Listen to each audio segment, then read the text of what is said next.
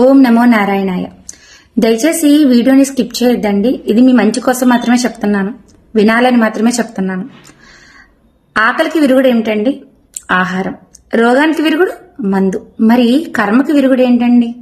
భగవత్ నామస్మరణ. ఎవరైతే నిత్యం భగవంతుడిని పూజిస్తారో, భగవంతుడిని ఆరాధిస్తారో, భగవంతుడిని నమ్ముతాడో వారు కర్మ ఫలితం నుండి తగ్గించుకోబడతాడు.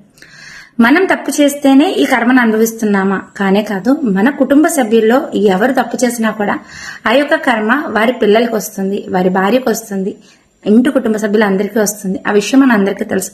మనం ఏమనుకుంటాం, మనం చాలా మంచిగా ఉన్నాం కదా, మనకెందుకు ఈ కర్మ వస్తుంది, మనం ఎందుకు ఈ బాధలు పడాలి, మన పక్కన ఉన్న వాళ్ళు బాగున్నారు కదా, మనం ఎందుకు ఇవాళ ఈ స్థితిలో ఉన్నామా అనుకుంటాం. కానే కాదు. మన కుటుంబ సభ్యుల్లో ఎవరు ఏం చేసినా కూడా ఆ యొక్క కర్మ ఫలితం అనేది కుటుంబ సభ్యులందరికీ వర్తిస్తుంది. ఇంట్లో భర్తకి బాగాలేదనుకోండి, ఇంట్లో భర్త బాధలు పడుతున్నాడు అనుకోండి, ఇంట్లో భర్త కలిసి రాక ఇబ్బంది పడుతున్నాడు అనుకోండి, ఆ యొక్క బాధ ఎవరికి? ఇంట్లో ఉన్న కుటుంబ సభ్యులకే కదా.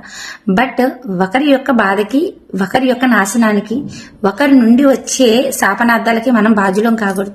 అందువల్లనే తెలుసు కానీ తెలియక కానీ ఎవరిని నిందించకూడదు, ఒకరితో మనం మాటలు పడకూడదు అంటాం. ఒకవేళ వాళ్ళతో మనం మాట పడుతున్నాము అంటే ఆ మాట నుండి మనం వెంటనే క్షమాభిక్షను కోరుకోవాలి. ఆ క్షమాభిక్ష ఎలా ఉండాలి తెలుసా అండి? అంటే ఏదైతే మీ ఇద్దరి మధ్య జరుగుతున్న ఆ యొక్క ప్రాబ్లం నుండి క్లారిటీ తీసుకోవాలి. మీ ఇద్దరి మధ్య ఆ యొక్క సంఘర్షణ లేకుండా చేసుకోవాలి. అయ్యో ఎందుకు అన్నాంలే ఈ మాట, పొరపాటు నన్నేసాంలే అని చెప్పేసి ఎవరైతే అన్న వ్యక్తి నుంచి మనసులో ఆ యొక్క భావన మీరు తీసుకురావాలి.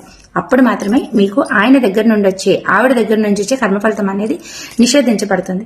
వీడియో మీకు అర్థమైంది అనుకుంటున్నాను. బట్ కర్మ ఫలితాన్ని ఒక్క భగవంతుని నామస్మరణ వల్ల మాత్రమే తగ్గించుకోగలుగుతాము. సర్వేజన సుఖనో భవంతు. నేను మీ రమాదేవి.